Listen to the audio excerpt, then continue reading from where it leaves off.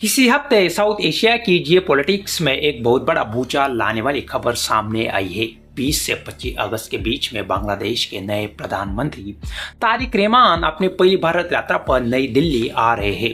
The times of India समेत कई बड़े ग्लोबल आउटलेट्स की रिपोर्ट माने तो यह सिर्फ एक मामूली प्रोटोकॉल विजिट नहीं है, बल्कि पूरे दक्षिण एशिया के पावर बैलेंस को रिसेट करने की एक बहुत बड़ी कोशिश है।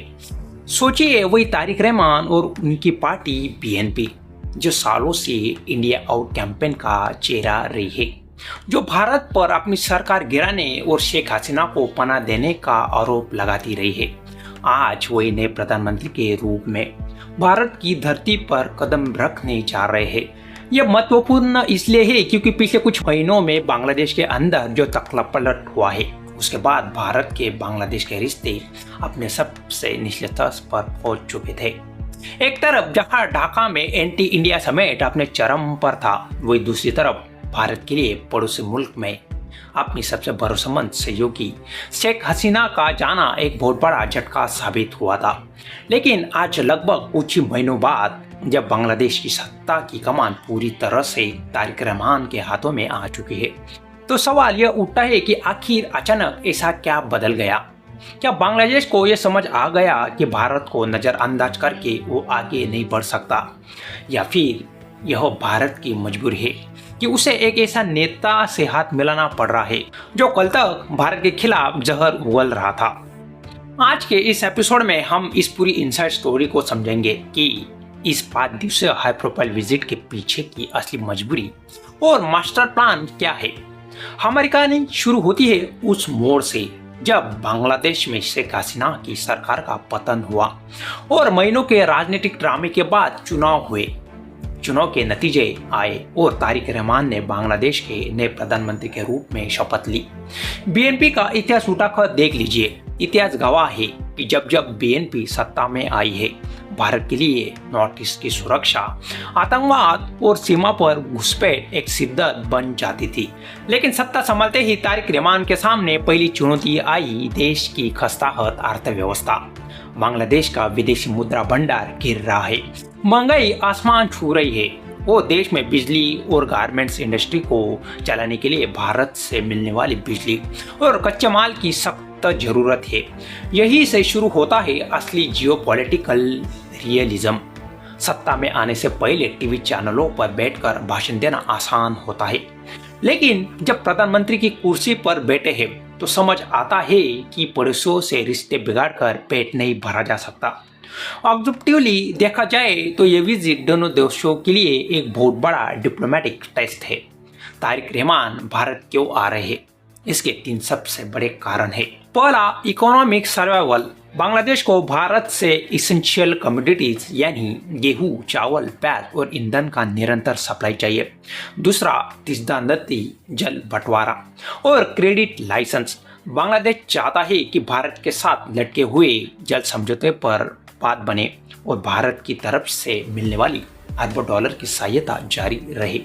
और तीसरा, अंतर्राष्ट्रीय मान्यता। तारिक रहमान जानते हैं कि अगर उन्हें अपनी नई सरकार की रेजिमेंटेसी पूरी दुनिया के सामने साबित करनी है तो उन्हें न्यू दिल्ली का थप्पा चाहिए ही होगा। लेकिन रुकिए, मामला इतना सीधा भी नहीं है। सवाल यह आता है कि क्या भारत के लिए तारिक रहमान पर भरोसा करना इतना आसान होगा? याद रखिए, बीएनपी का पुराना ट्रैक रिकॉर्ड। उनके दौर में पाकिस्तान की खुफिया एजेंसी आईएसआई का असर ढाका में बहुत तेजी से बढ़ता था और आज भी बीएनपी के पीछे वो कट्टरपंथी ताकतें खड़ी है जो बात बात पर भारत विरोधी नारे लगाती है। तो फिर जब तारिक रहमान दिल्ली की उड़ाने पर बैठेंगे तो क्या भारतीय विदेश मंत्रालय उनके स्वागत में लाल कालीन बिछाएगा या फिर टेबल पर कड़ी शर्तें रखी जाएंगी? रिपोर्ट्स की माने तो यह भारत इस बैठक में 3 मुख्य मुद्दों पर कोई समझौता नहीं करने वाला है। पहला मुद्दा है बांग्लादेश में रहने वाले हिंदू अल्पसंख्यकों की सुरक्षा। पिछले कुछ महीनों में जिस तरह से बांग्लादेश में अल्पसंख्यकों और उनके धर्मस्थल पर हमले हुए हैं, भारत ने उस पर सख्त एतराज जताया है। दूसरा मुद्दा है बॉर्डर सिक्योरिटी और घुसपैठ। भारत साफ कर चुका है कि किसी भी सूरत में उग्रवादी संगठनों को बांग्लादेश की जमीन से भारत के खिलाफ काम करने की इजाजत नहीं होनी दी चाहिए। और तीसरा सबसे बड़ा हाथी जो इस कमरे में मौजूद है वही चाइना और पाकिस्तान का बढ़ता प्रभाव।